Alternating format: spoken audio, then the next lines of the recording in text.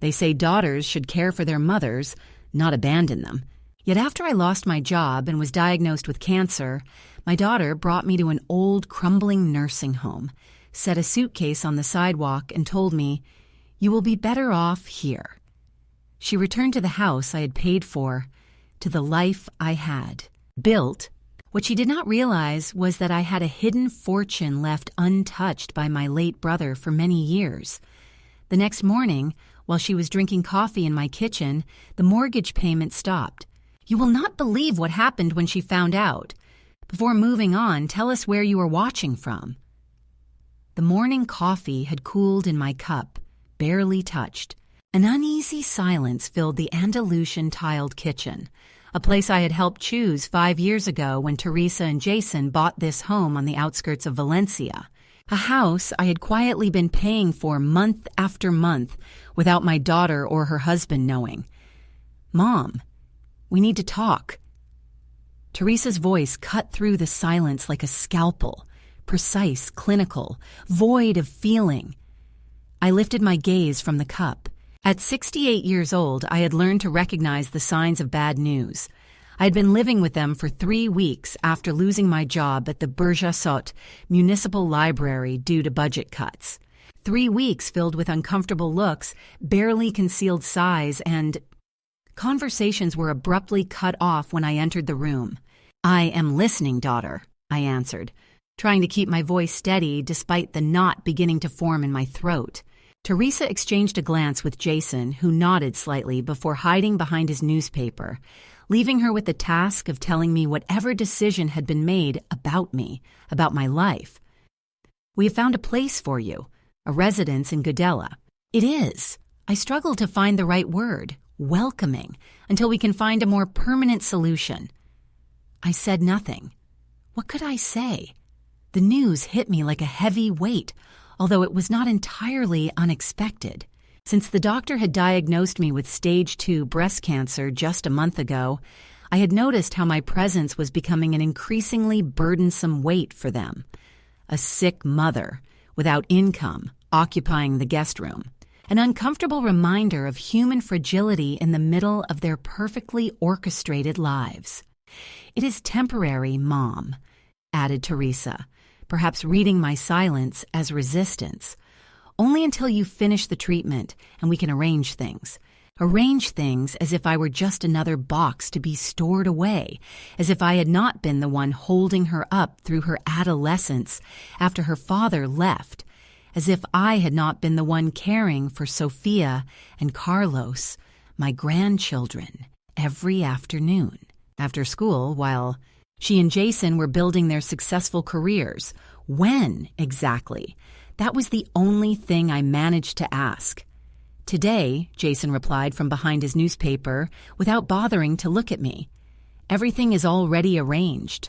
The room will be ready this afternoon." This afternoon, they did not even give me time to process it. They had not even consulted me.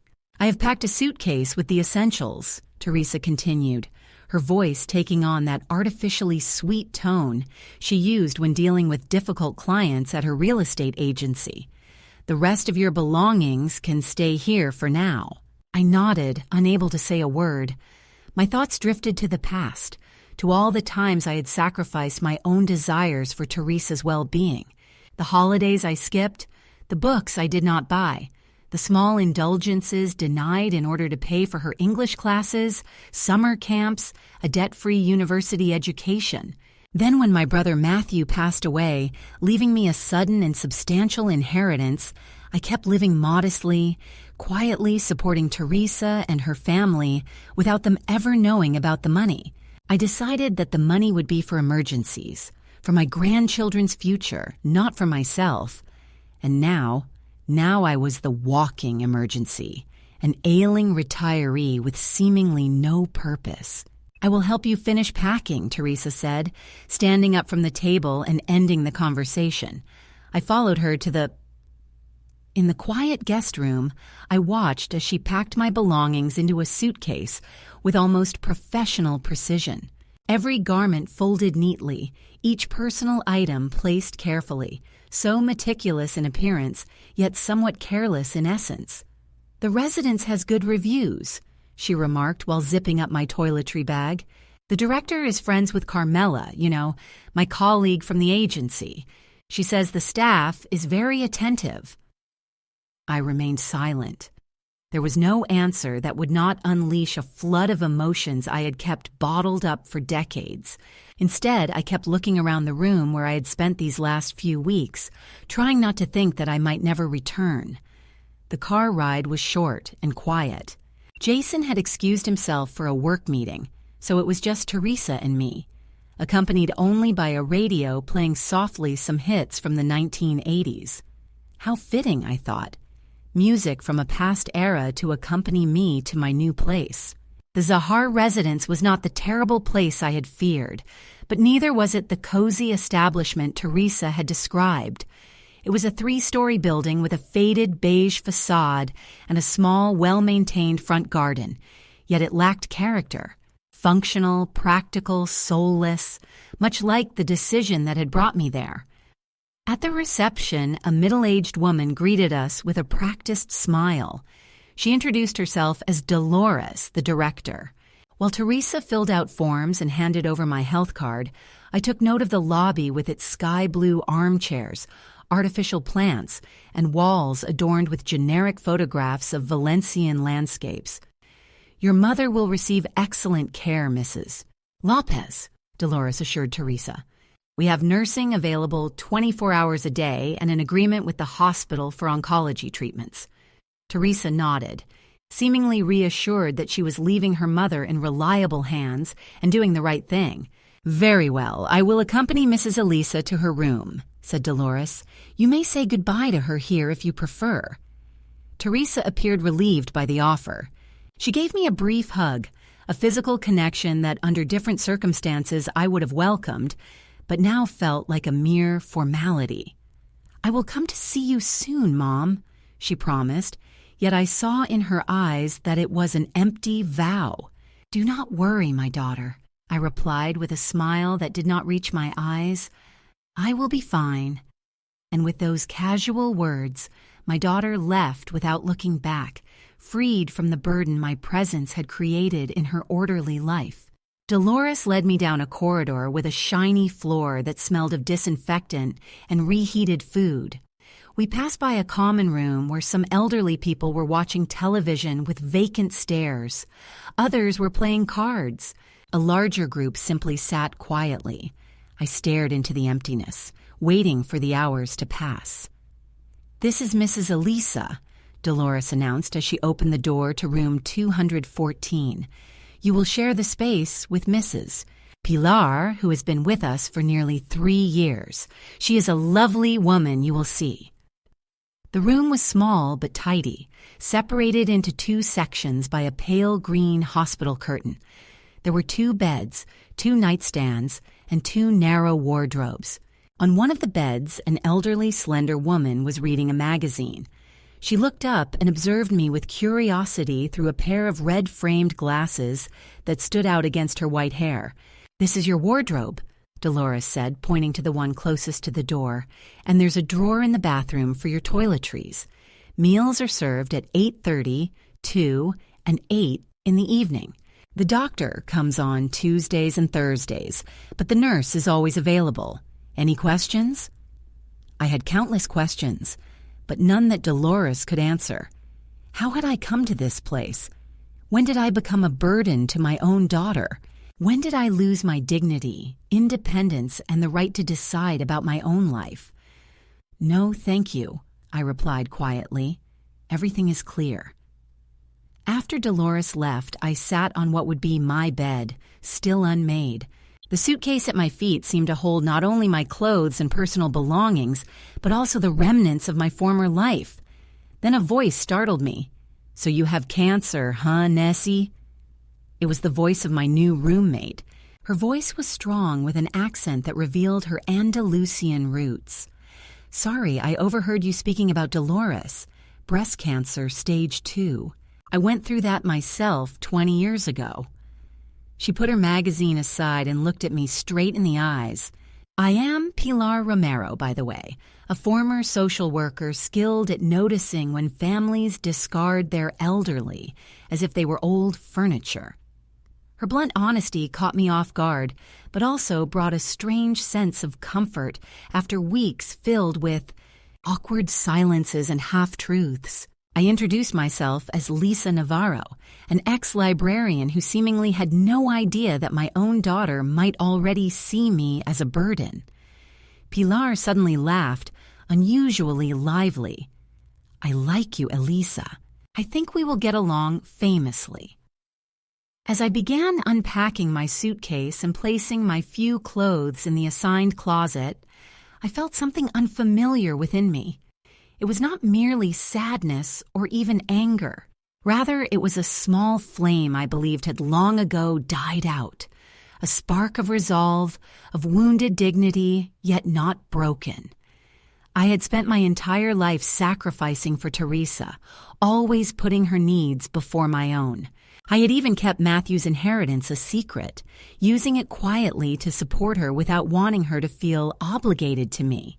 But now, as I carefully folded my robe and laid it beneath the pillow while arranging the rest of my belongings, I sensed a subtle shift in my spirit.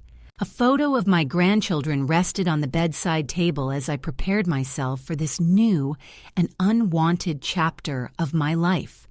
Something inside me broke at that moment. Or maybe something began to heal. Teresa watched me silently from her bed as if she could read my thoughts.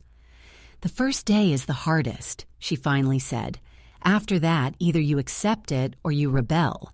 And you, Elisa Navarro, do not seem like someone who gives up easily."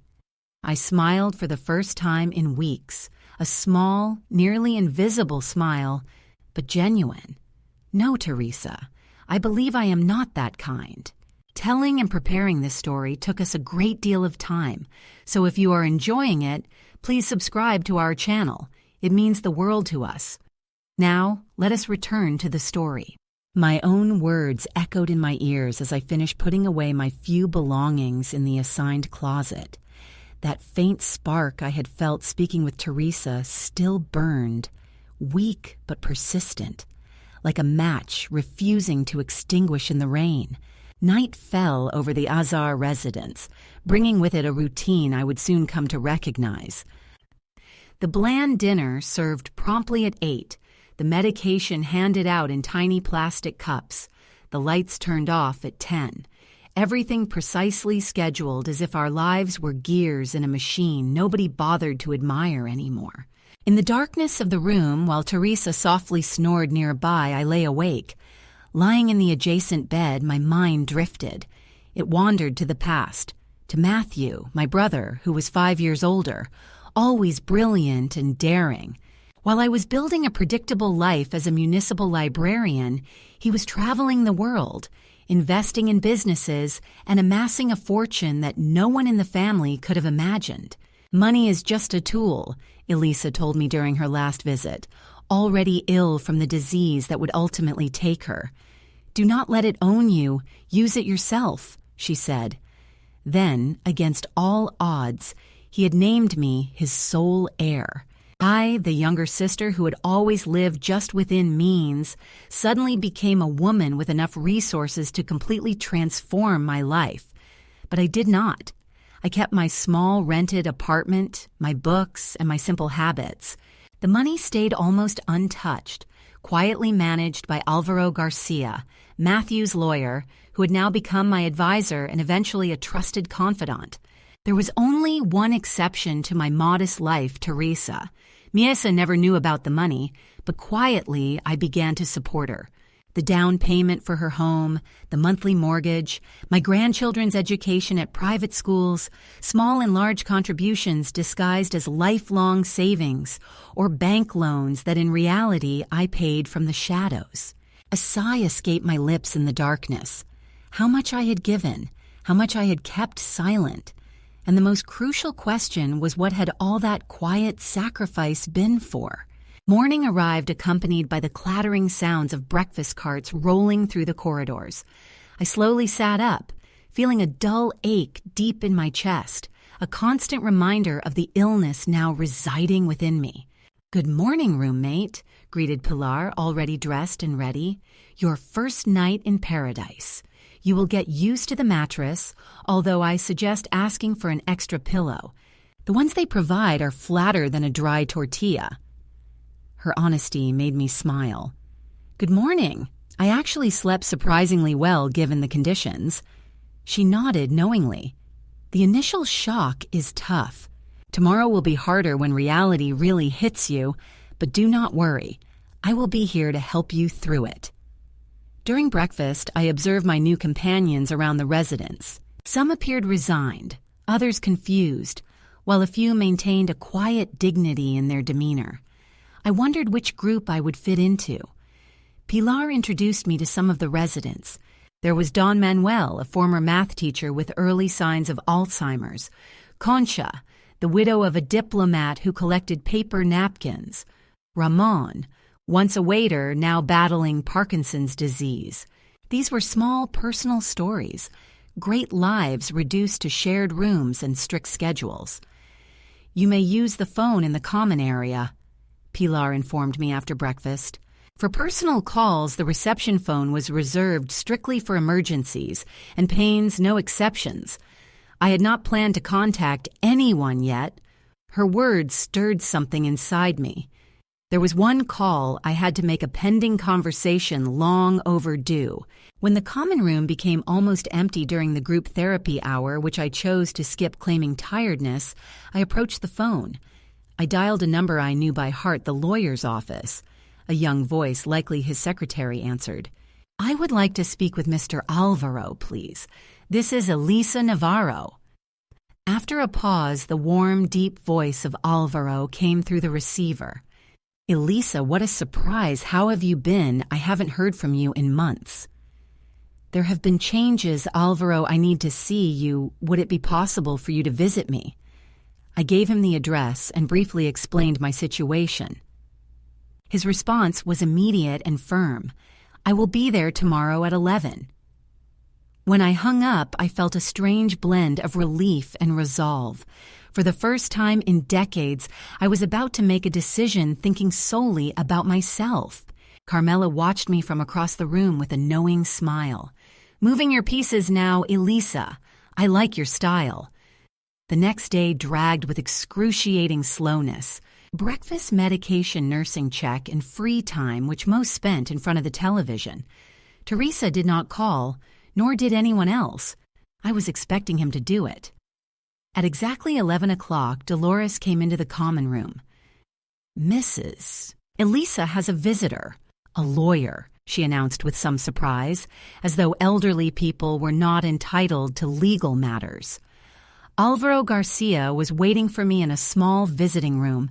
Despite his age, he still carried the elegant demeanor I remembered, although his hair had turned completely white since the last time we met.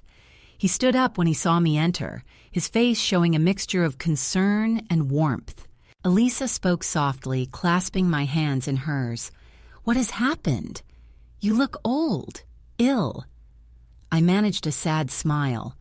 "I was going to say different," she corrected me. "There is something in your eyes I have never seen before." We sat down, and I told him everything. The cancer diagnosis, the loss of my job, Teresa's unilateral decision to admit me to the nursing home. I spoke of years of quiet sacrifice, secret mortgage payments, generosity never acknowledged nor appreciated. Alvaro listened without interrupting, his dark eyes attentive to every word, every tone in my voice. When I finished, he let out a deep sigh. "I always told you that you were too generous, Elisa, that one day this might turn against you."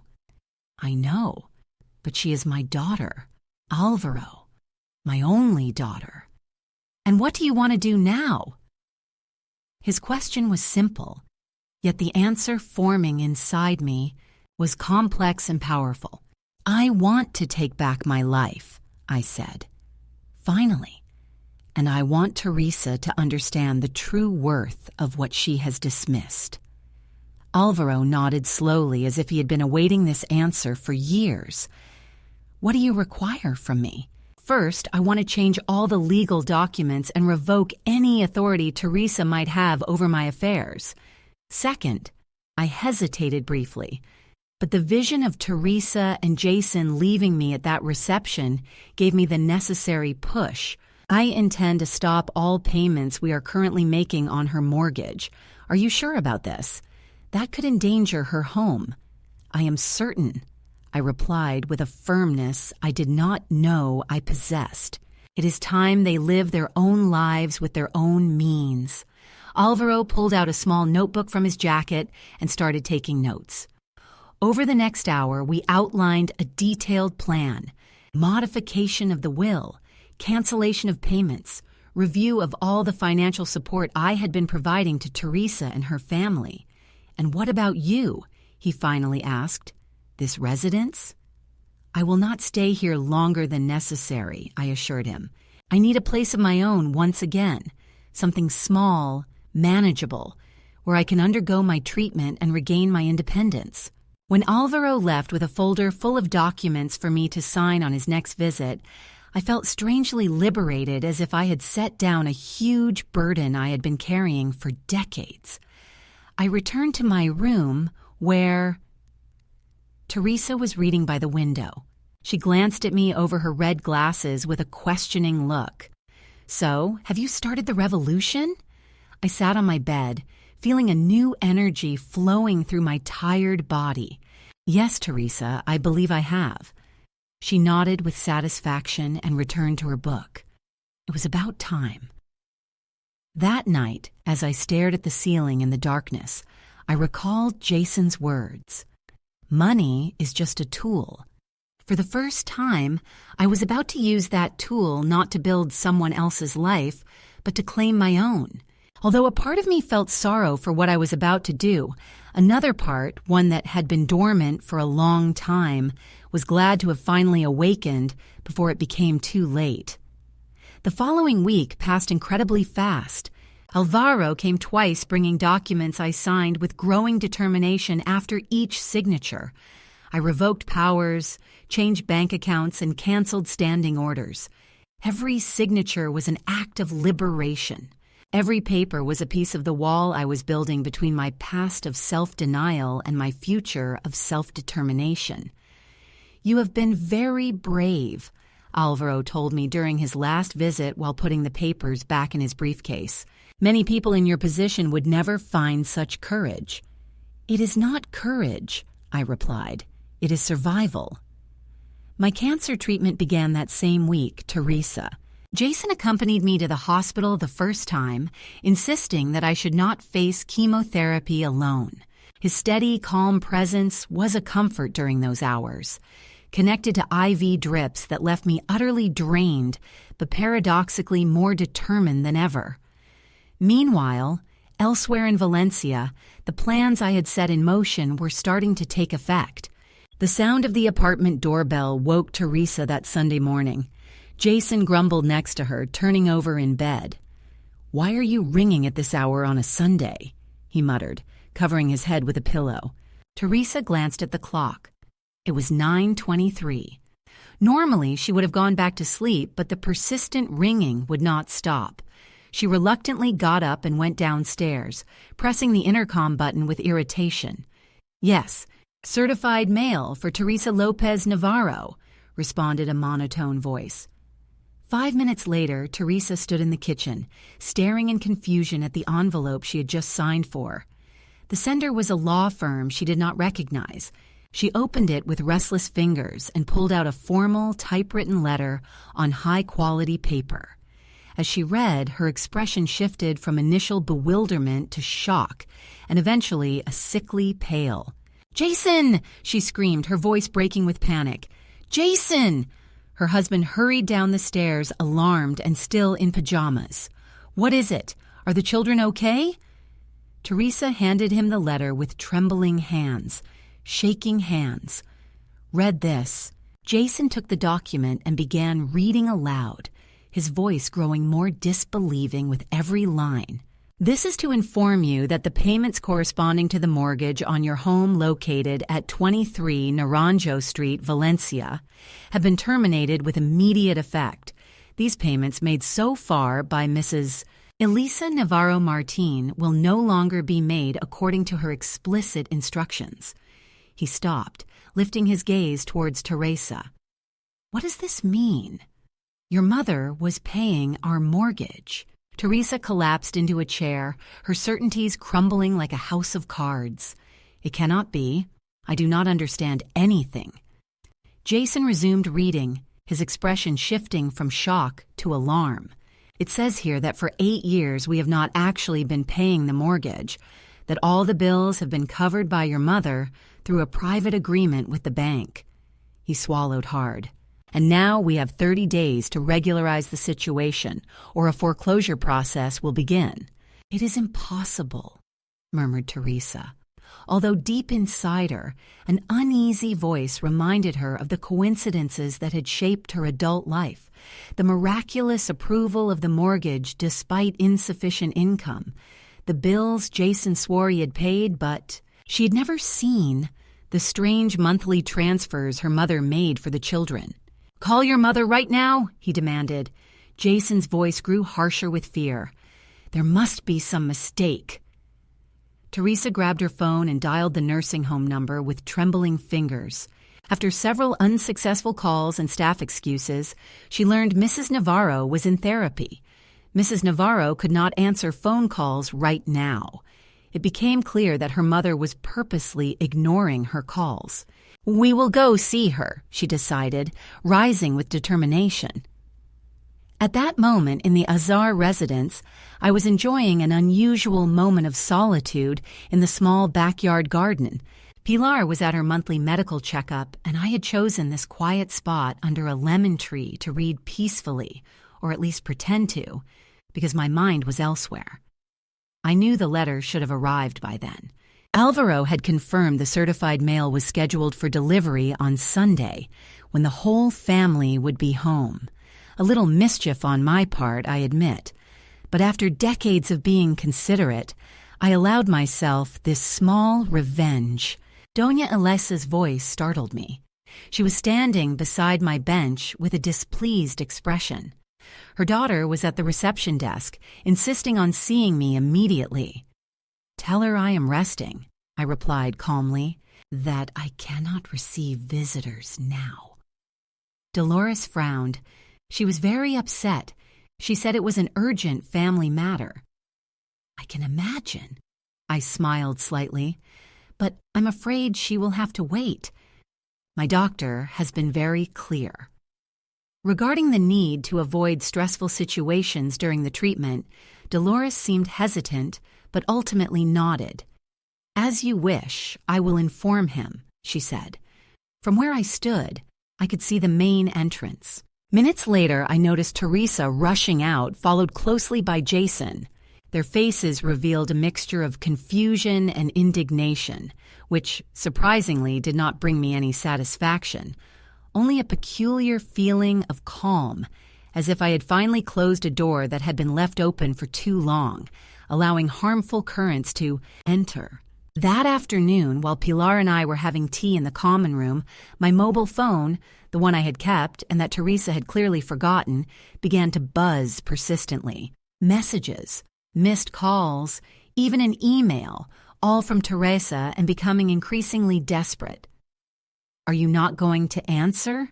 Pilar asked, watching the phone vibrating on the table. Not yet, I replied.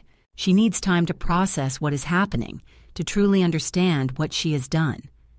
Then I paused for a moment. Later, perhaps we will talk, but on my terms, not hers. That night, as I was getting ready for bed, an unexpected call came through. It was not Teresa, but my granddaughter, Sophia. At 13 years old, she had always been observant and sensitive to family dynamics, adults thought invisible to children. Grandma. Her voice sounded tense, as if holding back tears. Are you okay? I am fine, darling, I replied, deeply moved by her concern. And you, Mom and Dad, just won't stop arguing. They have been discussing the house, money, and you. I know, Sophia.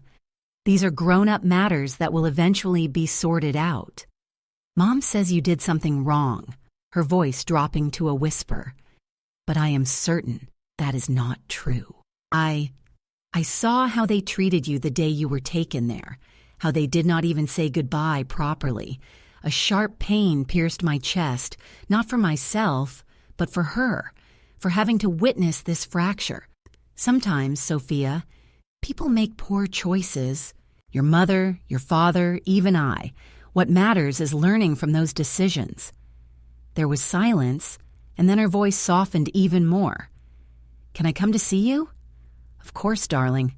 I always love you, Grandma said before hanging up. Those 3 simple, powerful words made me realize that in my resolve to set boundaries with Teresa, I had not fully considered the effect on my grandchildren. Sophia and Carlos were innocent in all of this. They had not chosen any of what was happening. Tonight, before going to bed, I wrote 2 letters. One for Alvaro with new instructions about my financial matters, and another for Sophia, explaining with simple but honest words what had happened, why I had made these choices, and assuring her that my love for her and her brother remained intact, unchanging. You have struck the first blow, Pilar remarked.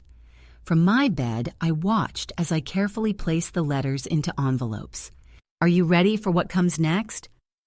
I thought of Teresa, of her carefully constructed world collapsing around her, and the harsh awakening she would face when she realized what true self-reliance really meant, despite all her boasts of having it. Yes, I finally answered. I am ready to reclaim my life, no matter the cost. I turned off the light but stayed awake for hours, listening to Pilar's steady breathing and the night sounds of the residents. Outside, the moon faintly lit the room, casting shadows that danced on the walls like the memories swirling in my mind. Perhaps tomorrow I would answer Teresa's calls, or perhaps I would not. For the first time in decades, the choice was entirely mine. 3 days later, I still had not replied to any of Teresa's calls or messages. The phone rang so persistently that I eventually decided to switch it off. The calm that simple act brought me was astonishing, as if I had shut a window through which a constant whirlwind blew. This morning, the nurse told me I had mail. It was a letter from my 10-year-old grandson, Carlos, written in his childish handwriting on graph paper torn from a school notebook. I read it during breakfast while Pilar discreetly watched me over her coffee cup. Dear Grandma, Carlos had written. Mom. He says that you are upset with us. Father mentions that they will take the house away from us. I just want you to come back. I have saved the last card from my collection for you. It was the one I was missing. This is for you. I love you very much, Carlos. Inside the envelope, I found the promised card, a soccer player with a serious expression who was looking at me from the small, shiny cardboard rectangle. I held it close to my chest, feeling something breaking inside me. These little ones suffer the most, Pilar said, clearly having seen the worry on my face. They always get caught in the middle of adult conflicts. It is not their fault, I replied. It never has been. They do not understand, Pilar said softly. They only know their world is falling apart, and they have no idea why. I put the letter and the card back in the drawer of my bedside table, next to the one I had received from Sophia. My grandchildren, unaware of adult grudges, reminded me that love, unlike money, should never be used as a tool or a weapon. That afternoon, as I waited for my turn in the chemotherapy room at the hospital, an unexpected visitor arrived. Teresa appeared suddenly looking worn out with red eyes. She stopped at the entrance of the room, spotted me among the patients, and moved forward hesitantly. Ma'am, you cannot be here without authorization, a nurse warned her. She is my mother, Teresa responded with a trembling voice. I just need to speak with her for a moment. The nurse looked at me, waiting for my confirmation, and I nodded slightly. Teresa sat down on the chair next to me, empty and tense, her hands wringing in her lap.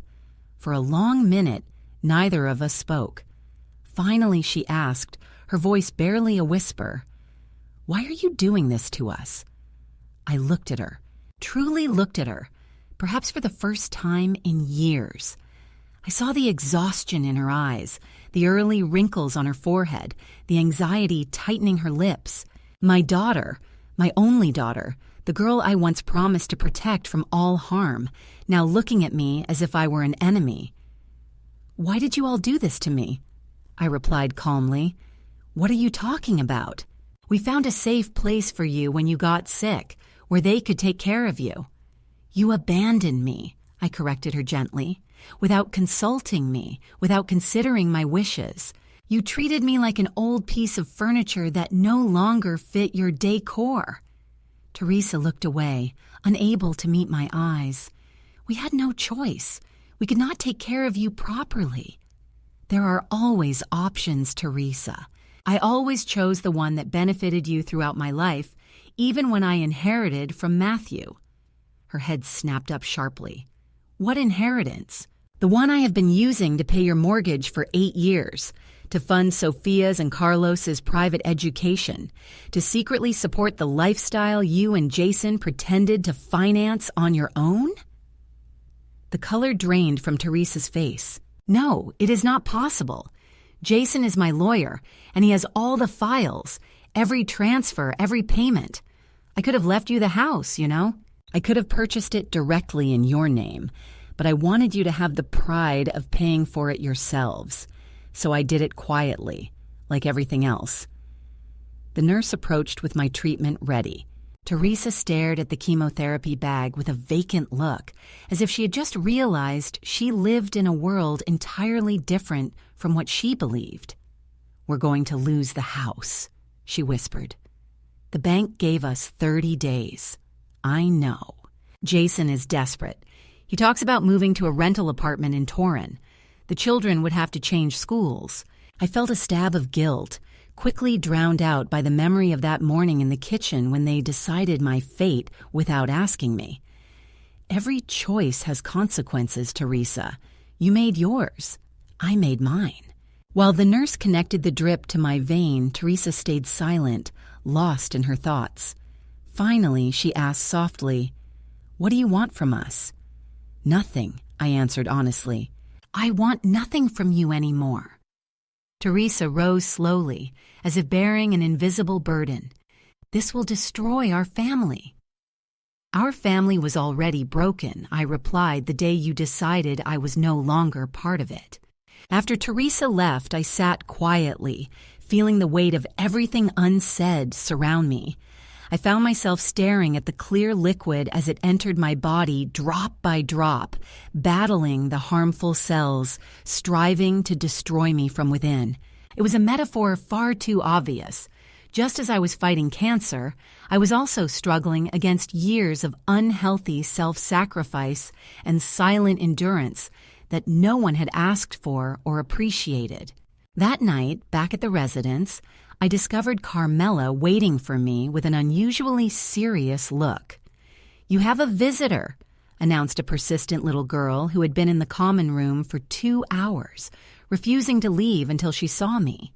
Sophia was sitting beside the window with her school bag at her feet and a book open on her lap. When she noticed me, she closed the book and stood up. Her dark eyes, so much like mine, were filled with a mix of relief and worry. "Grandma," she said simply, hugging me tightly. I hugged her back, feeling her slender body tremble slightly. "How did you get here, sweetheart?" I asked. "By bus," she answered, pulling away to look at me. "Mom and Dad were at the bank. Again. They keep going to the bank and returning more upset each time." We sat together on a small, secluded couch. Sophia took an envelope from her backpack. "I wrote this for you," she said, handing it over. "I wasn't sure I could tell you everything without crying." I carefully opened the envelope and pulled out several sheets of paper filled with her neat, clear handwriting. "Dear Grandma," the letter began. "I know Mom and Dad have hurt you." I overheard them talking when they thought I was asleep. Dad said you should never have been gotten rid of like that. Mom cried and said she didn't know you were paying for our house. I felt terrible because I also saw how they treated you the day they brought you here. I wanted to say something, but I was too afraid. Now everything is falling apart, and it feels like a punishment for what they did to you. I don't want to lose our home, but more than that, I don't want to lose you. Please don't hate Carlos and me. We love you so much, Sophia. The tears I had been holding back for weeks finally traced down my cheeks. I hugged Sophia tightly, feeling her quiet sobs against my shoulder. I could never hate you, darling, I whispered.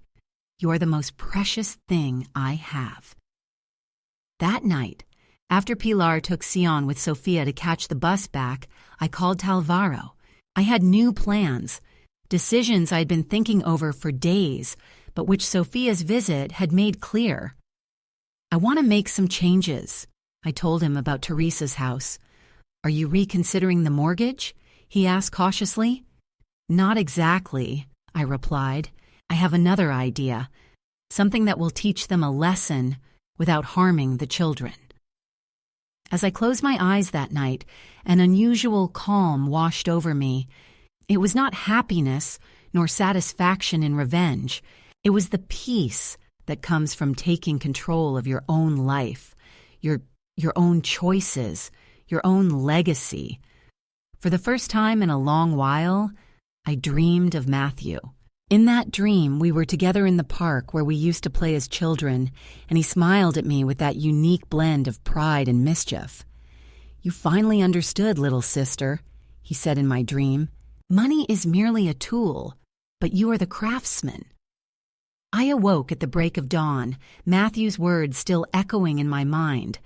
A rare clarity washed over me, as if overnight every piece had fallen into place, forming a flawless pattern.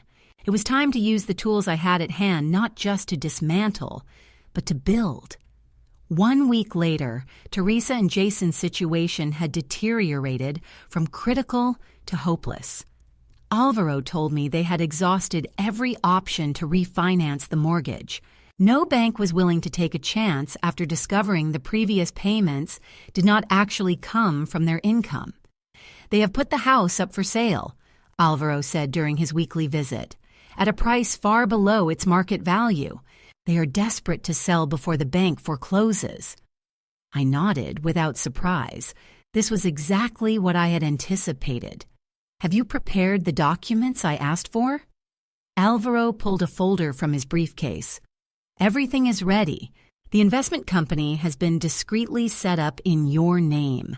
If we proceed, we can submit an offer for the house immediately. I made my choice. Do it.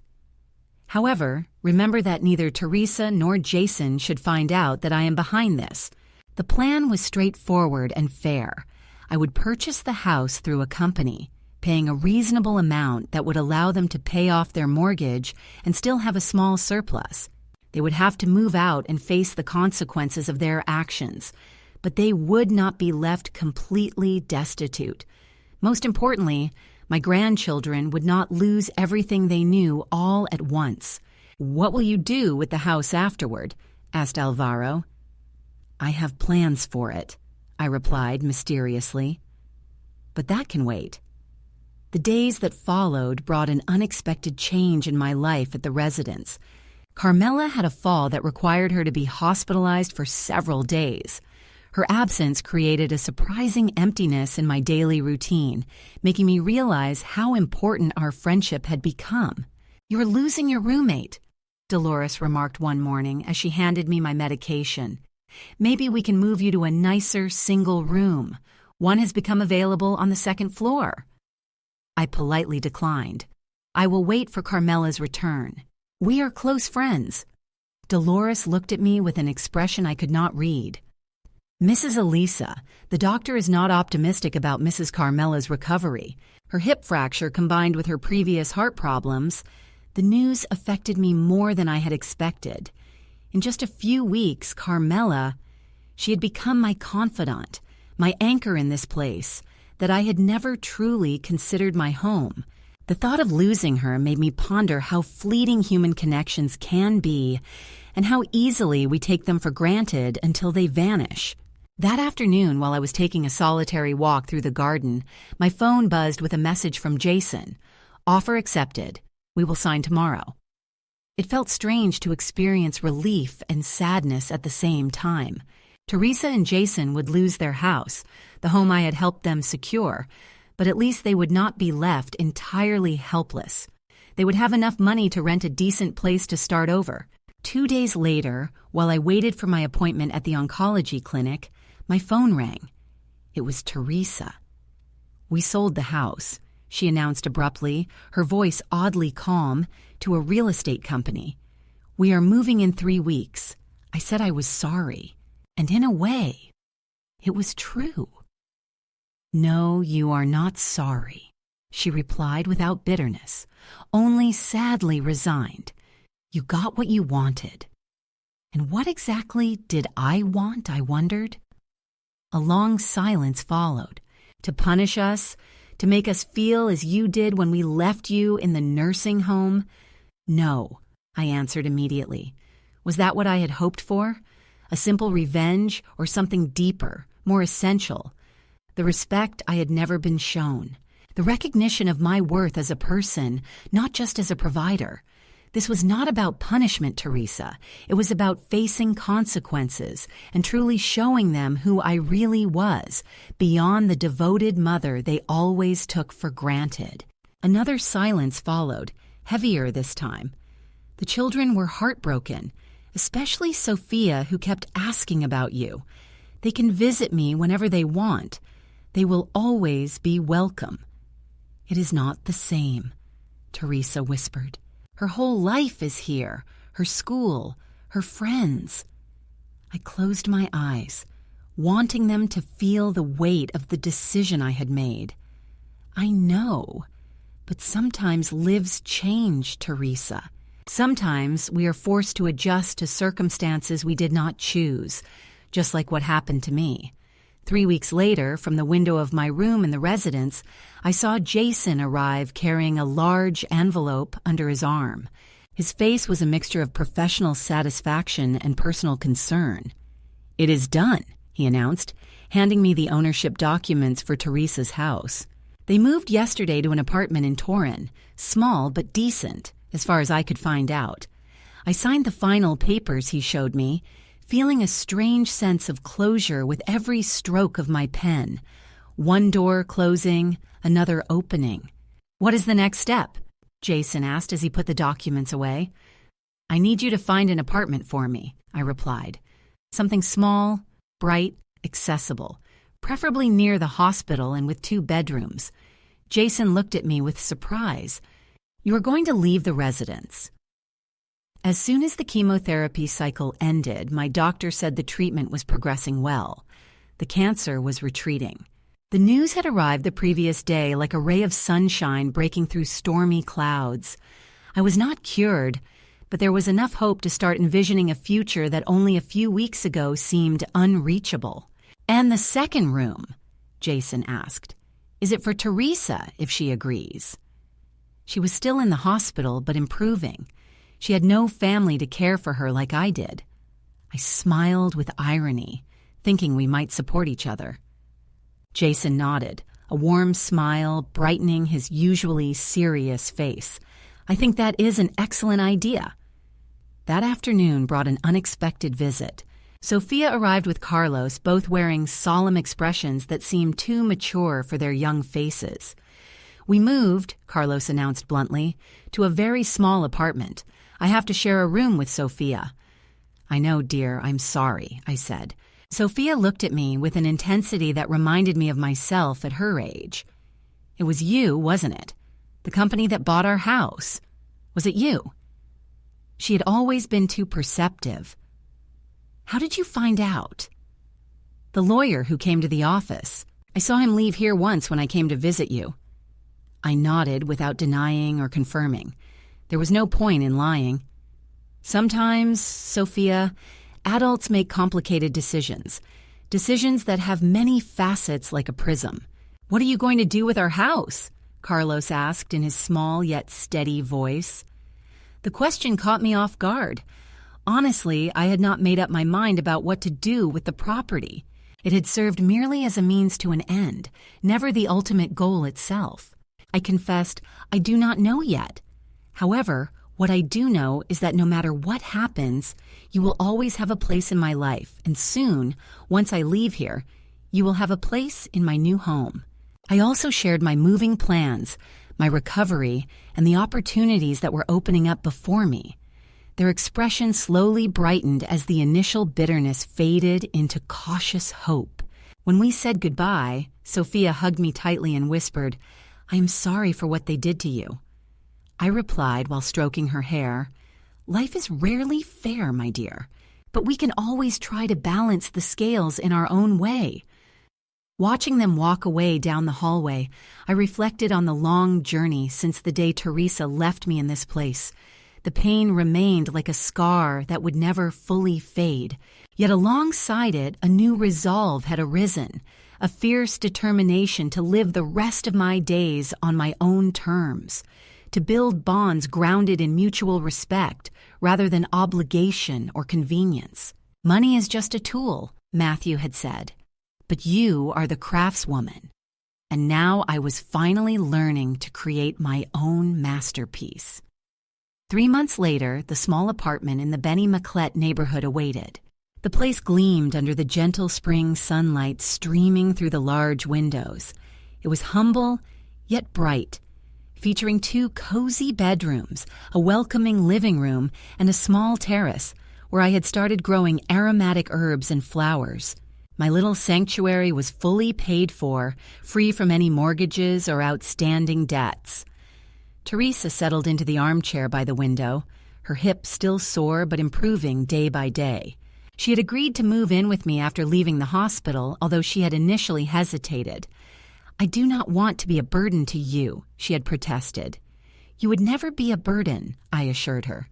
"You are a friend, and friends support each other." Transitioning from the hospital to our own space had not been easy, but every day we felt more at home. I had finished my chemotherapy treatment with encouraging results. The cancer was in remission. This was not a guarantee, of course, but it gave me time I was determined to use wisely. "You have a visitor," Teresa announced while looking out the window. "Your favorite lawyer and Sophia as well." I stood up to look, and sure enough, Jason arrived accompanied by my granddaughter. Both carried what appeared to be folders and documents. I opened the door with curiosity. "Grandma," Sophia greeted me with a hug. At 13 years old, she was already nearly as tall as I was. "We have everything ready." "Ready?" I glanced at Jason, who smiled knowingly. "The project," Sophia explained. Placing her folders on the dining room table, she spoke about the house, our old home. Over the past weeks, Teresa had been coming to visit me regularly. During one of these visits, we discussed my plans for the house I had purchased. "What if you turn it into a library?" she suggested, knowing my love for books. The neighborhood did not have one nearby, and there were many children around. The idea struck me with unexpected intensity. A community library, a place where the books that had always been my sanctuary and passion could benefit others, where my experience as a librarian could have a final, meaningful chapter, an epilogue. Teresa then spread out blueprints, sketches, budgets, and proposals she'd created with the help of Jason and her technology teacher from school. To my surprise, Carlos had also contributed illustrations for the children's section. "We thought the main room could become the general reading area," Teresa explained enthusiastically. "The old kitchen would be converted into a small cafe, and the upstairs rooms into themed areas focused on literature, science, and children's books." I listened in amazement as my vague idea turned into a concrete project thanks to my granddaughter's creativity and effort. Matthew watched approvingly, occasionally adding details about legal and administrative matters. "We could establish a foundation," suggested as a way to manage the library and guarantee its future. "And what would it be called?" Pilar asked, following the discussion with keen interest. Sophia looked at me, waiting for my reply. Matthew Navarro Library, I said confidently, in honor of my brother who made all this possible. The project occupied us for the rest of the afternoon. When Alvaro left, Sophia stayed for dinner. While we were making a Spanish omelet together, I dared to inquire about her mother. "How is Teresa? I have not heard from her in weeks." Sophia stirred the eggs with deep focus. "She is adjusting. It was very hard at the beginning. She cried a lot. Dad and she argued frequently. She paused, but now she is better. She has started working full-time at the real estate agency. She says they were right to offer her the job earlier, but she declined because she felt comfortable with what we had." I nodded, choosing not to press any further. Teresa's journey was hers alone, as personal and complicated as mine had been. "Do you think she will ever come to see you?" Sophia asked with a vulnerability that reminded me of how young she truly was, despite her outward maturity. "I do not know, dear. Sometimes wounds between parents and children take a very long time to heal. Sometimes they never fully do, but you would forgive her, wouldn't you, if she came?" The question made me pause and reflect. I would forgive Teresa. Could I forget how she treated me, how she had rejected me, when she became a burden, an inconvenience? It is not about forgiveness, Sophia. It is about understanding, about accepting that people are complex, contradictory beings who can love and fail simultaneously. That night, after Jason took Sophia back home, Carmela and I sat on the terrace, enjoying the gentle Valencian breeze. The pots with rosemary, basil, and lavender scented the air, blending with the sweet fragrance of nearby orange trees. "That library is a wonderful idea," Carmela remarked. "A perfect legacy." "A legacy," I repeated, savoring the word. I had never thought in terms of legacy. It was always survival, sacrifice, day by day. Yet here you are, building something that will endure. The phone interrupted our conversation. It was a call to the landline, not my mobile, which was unusual. "Hello." Silence on the other end, and then almost in a whisper, "Mom?" My heart skipped a beat, recognizing Teresa's voice. "Hello, daughter." Another silence. It lasted longer, as if she was gathering courage. "Sophia has told me about the library. It is a lovely idea." "Thank you," I replied, unsure of what else to say. I wondered if her voice trembled slightly, if I could help in any way. I have contacts at the town hall who could assist with permits, and I know a contractor who offers good prices for renovations. It was a small olive branch, but significant, not a straightforward apology. Perhaps it would never come, but at least an acknowledgement, an effort to rebuild bridges. Any support would be appreciated. I responded cautiously. "This project means a lot to me." "I understand that," he said quietly. "That is why I want to contribute." After hanging up, I returned to the terrace where Pilar was waiting expectantly. "Teresa," she guessed. I nodded, still absorbing the conversation. "Does she want to help with the library?" "A first step," Pilar commented. "Grudges are like stones. We can carry them or use them to create something new." The simple wisdom in her words made me smile. If I had learned anything during these turbulent months, it was precisely that even the most painful moments could become foundations for something better. A week later, I received another unexpected visitor. Teresa arrived alone with a folder of documents and an expression swinging between determination and discomfort. She paused at the doorway, looking at my new home with curious eyes. "It is lovely," she remarked, bright. Just as I had hoped, I invited Carmela to come in. "Tea," she agreed, sitting hesitantly on the edge of the sofa while I prepared the tea in the kitchen. I heard her move around the living room, likely examining the photographs I had placed on the shelves. Pictures of Matthew and me from younger days, of my grandchildren, even some old ones with her as a little girl. When I returned with the cups, Teresa was holding a photograph in her hands. Very special. I held her in my arms the day we left the hospital after her birth. My eyes were tired yet shining with joy, her tiny wrinkled face peeking out from the blankets. "I had never seen this before," she said. "It was stored away with other important things. We did not discuss what had happened, not directly. Perhaps we never would. Instead, we examined blueprints, debated suppliers, and estimated expenses for the library. A practical and safe talk, but carrying something deeper, an unspoken understanding that each of us wanted in our own way to build something meaningful." As Teresa was leaving, she paused at the door. "The children have asked me if they could stay over here on weekends. If that's okay with you, I would love that," I replied honestly. After a moment of hesitation, "Then maybe I could also come by someday for coffee or something." "The door will always be open," I said, and I truly meant it. That night, beneath a starry sky visible from my small balcony, I contemplated the strange path that had brought me here.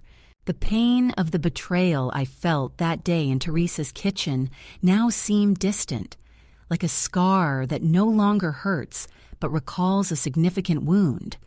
Money is a tool, Matthew had said, and I had learned to use it not to punish but to rebuild, to create a space of my own, to mend bridges where there were once chasms, to leaving something precious behind. Teresa joined me on the terrace, wrapped in a blanket despite the warm night. "What are you thinking about, Elisa?" she asked as she sat next to me. "Sometimes," I replied. "The final kindness we offer ourselves is learning to prioritize our own needs, not out of selfishness, but out of self-respect." Teresa nodded in understanding. Together we gazed at the city sprawling before us, its lights shimmering like fallen stars on the ground. At that moment, at 68 years old, with cancer in remission and an uncertain but truly my own future, I felt a peace that had escaped me for decades, the peace of someone who has finally discovered her own way home. Next, we have 2 incredible stories waiting for you. Just click on the image you want to watch, and it will start playing.